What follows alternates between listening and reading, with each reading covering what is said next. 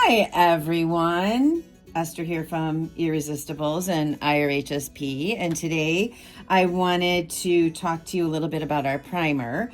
There's been a lot of talk in the groups and in some of the reborning beginners groups about the primer.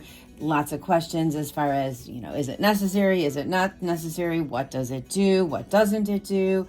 And I just thought I would share a couple of thoughts and give you a little bit of a demonstration here on how fantastic this product is. It has just surprised me on my beliefs, and I can just tell you that it has saved me in so many different cases. And it's been a learning experience overall for the last couple of years, 2.5 years almost, believe it or not. And we are at the point now where I think most people know what IRHSP is, thank God, and it's wonderful that so many people are using it in so many different ways. And I just want to first and foremost say thank you to you for your support, and we really appreciate you believing in us, and we believe in you and are still all about helping you, networking, and doing whatever we can to make your reborning experience with IRHSP a peaceful, nice one, not frustrating. And again, we're here to help. So with this video, I just wanted to tell you that primer comes in 2 different sizes. It comes in a 4 ounce and it comes in a 1 ounce. And I have my lights off for a reason. So if it's a little dark right now, it's going to change in a minute. It was easier to capture some of the flaws on this vinyl. And I'm really hoping you can pick up on some of them. There's some definite shine that's going on in this area, and I actually scratched that on purpose. I hope that it's going to come out in the video.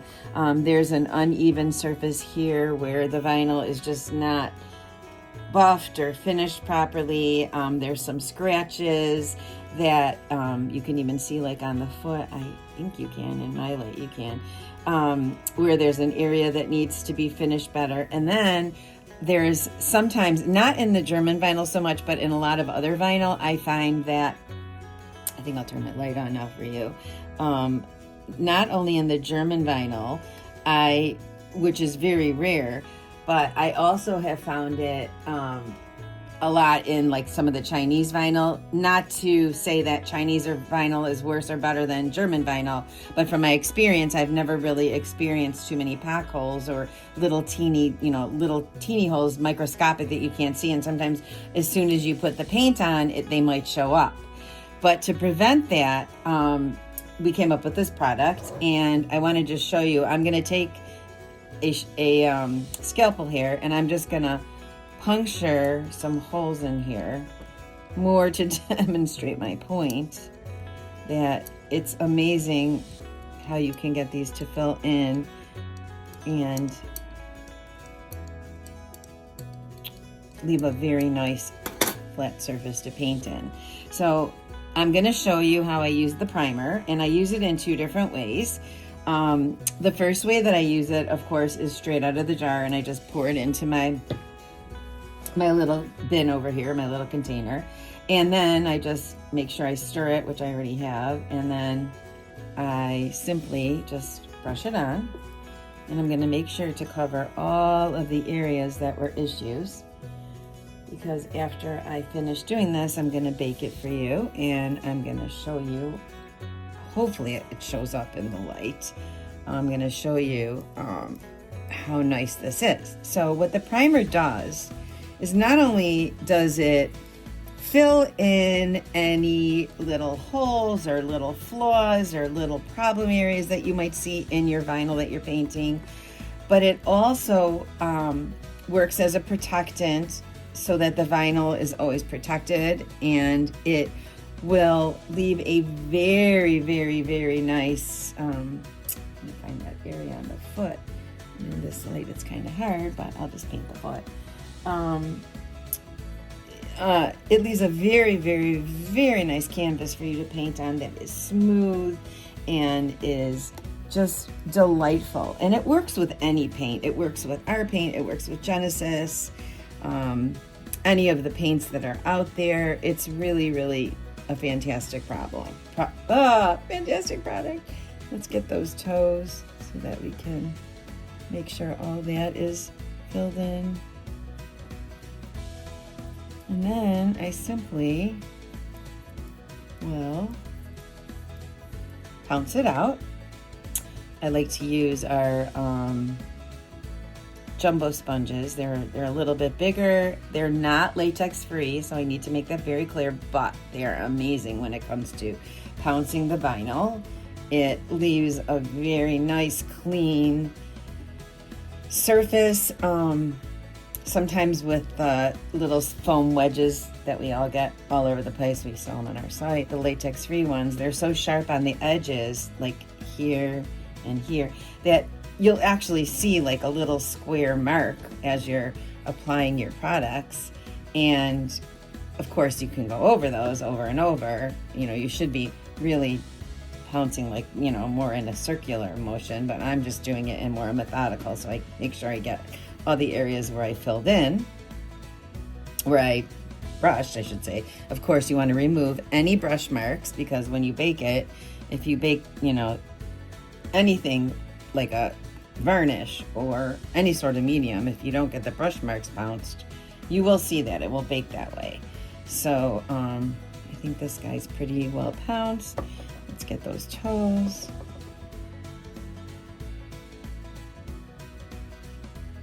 And there you go. The other way that I have had a lot of success with the primer is sometimes I'll take a little bit of I'll take a little bit of Liquithin, or even a little bit of Gamsol. I prefer to use Gamsol. It's non-toxic, it's odorless. It does have some chemical in it, but very little. It's just a pleasure to paint with. It is not, you know, thin your products with. It is not by any stretch of the imagination cheap, but it goes a long way and it works fantastic. It's not super oily. It doesn't separate your paint as much as the others. It works amazing with Liquithin. And for those of you who don't know, I used to be all about, when we first came out with Liquithin, making sure that we only use Liquithin. Well, last year I changed my recommendations, and especially for thinner washes or thinner applications of mediums, it's really okay, as long as, in my healthful suggestion, to use a non-toxic or or an odorless mineral spirit, which is what Gamsol is. And also there's the Eco House brand, which has a very nice citrusy odor to it, and that is also non-toxic. But I wanted to show you. So I would take the same bowl of the primer. They look exactly the same, it's hard to tell. And then just a couple drops. I'm gonna put this guy down over here for a second, and then just, you know, mix it up really, really good. And what this does is, if you don't have that many imperfections, but you still want to use it, it's really nice because it just glides on. I know it probably looks the same to you, but it's actually a little bit thinner, and it's just really super nice. Even if you wanted to use it in between processes, not necessary, just a suggestion, but it is a sealer. Now, because it's a thinning medium, it can have a tendency to dry a little bit on the shiny side, but by using some kind of a mineral spirit to you with it, it will definitely make it so that it doesn't dry as shiny, and for that matter, it will dry matte. But okay, so there's our product. The only scratch I'm a little worried about is this one right here, and that is the one that I created because I scratched it really deeply with my lovely scalpel here. Should keep my husband away from me on that, huh? I actually stabbed him the other day, which was not fun, but he's okay. And yeah, so that's where we're at. You never can pounce it too much. Just make sure it's all nice and even. And with that, the last step that I usually do, I don't always do this, but I do it when I'm really thinking about it, and not necessarily so much with the primer, but I do it with all my other varnishes, is I take my nice fluffy brush, just in case there's any residual that pooled. And I just go over the whole foot. I get these on Amazon. They're makeup brushes and they're amazing, but you need to search for the ones that do not shed, that do the fibers do not come off of the actual brush handle. And when you search that way, you'll be sure to get the ones that, you know, I've had other ones like this one, and I've used it before in my videos, and I don't know if you can see, but there's like little fibers that are like flying all over the place. These have a tendency to fall out. I've used this for probably like 6 months and I've never seen it. And the reason I bought the colorful one is because I could really see if like a fiber does come out, but I've never seen it. So with that, I'm going to stop the video and I'm going to come back in a few minutes after I bake this, and I'm going to show you how nice this vinyl looks to paint on. You can already tell that it has just made such a beautiful, beautiful surface. The consistency is great, and I think you'll really enjoy using it. Okay, I'm back with our primed leg, and it came out absolutely beautiful. All of the scratches, and I kind of kept it so that you can see it in all different lights to show that the perfection of this product. And the feet are perfect. The toes, you cannot even feel or see any of those gash marks you guys watched me bunch in there. All the shiny lines went away, and any of the uneven splotchiness that was on there before is gone. And even the scratch that I purposely took my scalpel and scratched is virtually gone. You can only see it in certain lights, and if you feel it, it's slightly there. So a little trick of what I do or could do is I would take a little bit of our thick medium, and I would just brush, you know, simply just brush it on and pounce it out really good, trying to fill it in, maybe rubbing it over with my finger to see if it went in there a little bit, and then kind of repeating, and then taking the primer, going over it one more time. You can even take a little bit of matte on there if you really wanted to, but if I worked really hard, I could probably get rid of this scratch. It's amazing. But at this point, for practical purposes, I just wanted you to see the vinyl and how beautiful it came out, and it is now ready to paint. So what I thought I would do, since I have your attention, is I would show you kind of one of my fun things. And I also kind of wanted to show you what the vinyl after priming looks like. So I have everyone's got their little things that they do, and I change up my methods all the time. But when I used to paint with air dry years and years ago, I would always make up my mixes ahead of time. And I do that. I mean, sometimes I have my mixes already pre-made, and, with the liquid, then it's amazing because they will never dry out. They don't separate. You could walk away from your table and leave it for 3 days, and come back, it looks exactly the same. You just got to make sure to cover it somehow because you don't want any like lint or dust particles to fly in there. So what I'm going to do is I'm going to show you I call it my burgundy base mix.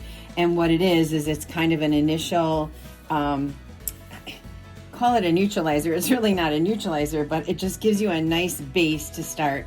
And again, sometimes I do this and sometimes I don't. It just depends on the vinyl, but I thought it would be a good color to show you. And since I was going to show you, I thought I would show you the 3 colors that I make it with. So I make it with our magenta lips, ultramarine blue, and a tiny bit of burnt umber.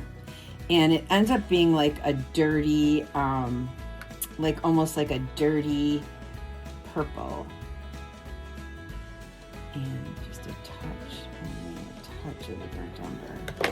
And I'm going to add a little bit of my liquid in. Sorry if you couldn't see that while I was mixing. But I mixed those 3 colors. Let's see what we got. I'm not good about ratios. I just kind of play with it until I get the color I want.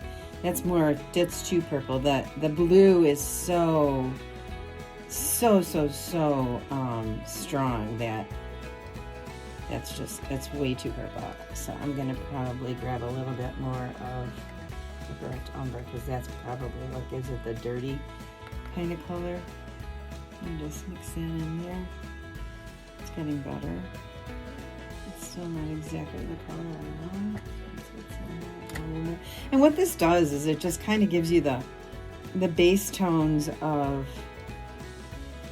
our skin. It's supposed to ultimately look like this. A little bit. Should be a little dirtier looking.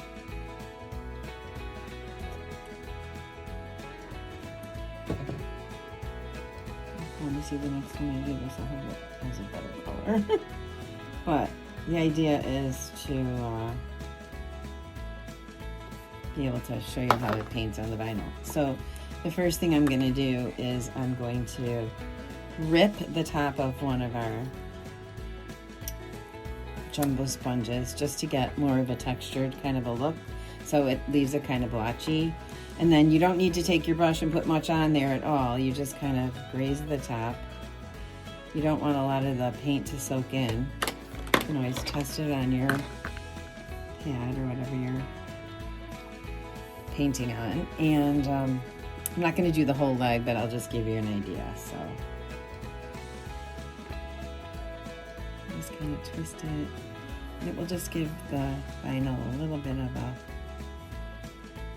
a base color to start working with.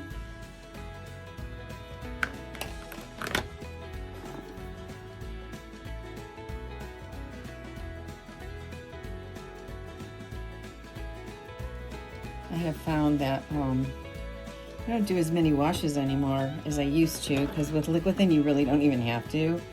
And if you want to do washes, you have to make sure that the washes are very thinned out.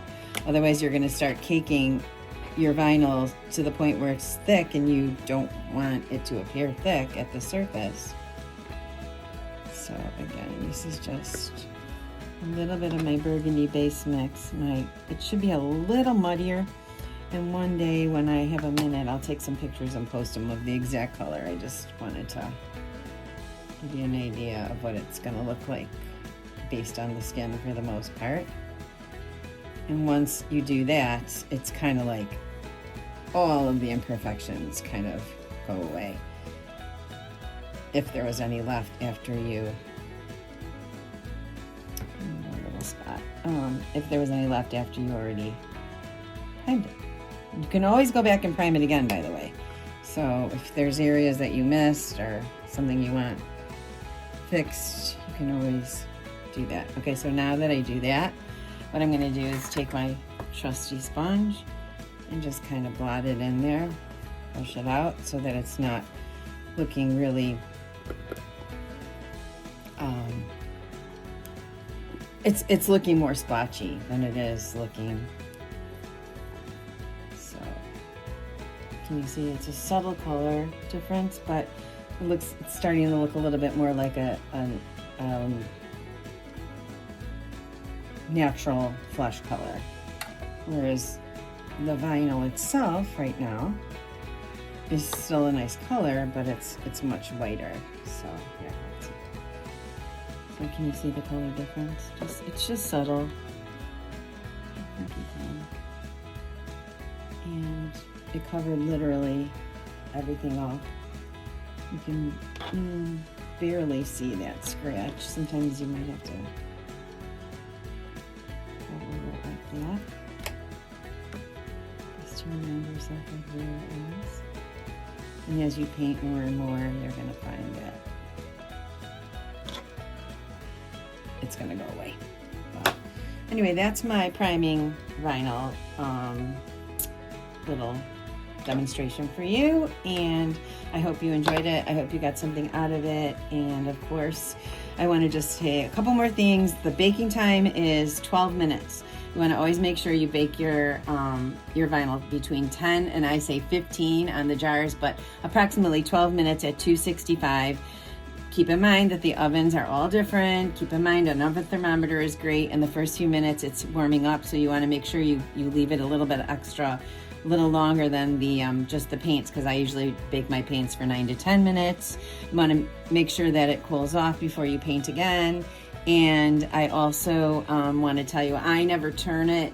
Some people turn them with our new oven liners that are sold on our site that have been crazily selling. you can just put it down and it works. You don't have to worry about it. You don't have to flash it off. If you want to flash it off, our products never really flash. They always stay a little bit shiny until you bake it. But if you do put some kind of like a Gamsol in there or an Eco House, you are going to see that it will flash off a little bit. But I can just go right now and put this in the oven. One further note is I have to toot my class that I'm teaching with Megan Denton at Dolls of the World. It's a class that you're going to learn how to paint with heat set paint. Of course, we're going to use IRHSP. We're going to try to paint a baby from head to toe, and it's over 2 days. There's no reason we can't. You'll learn new techniques. You'll refresh your memory on things that you didn't know and did know, and learn new things that you didn't know. And it's a very chill environment. We have a few spots left, and we're really hoping that some of you who haven't signed up will join us, because I think you'll really enjoy it. Whether you're a beginner or someone that's already been painting and you just want to learn some new techniques or learn how to work with some of the newer paints that are out there, this is a perfect class for you. So hope to see you, and bye for now. Have a great Sunday.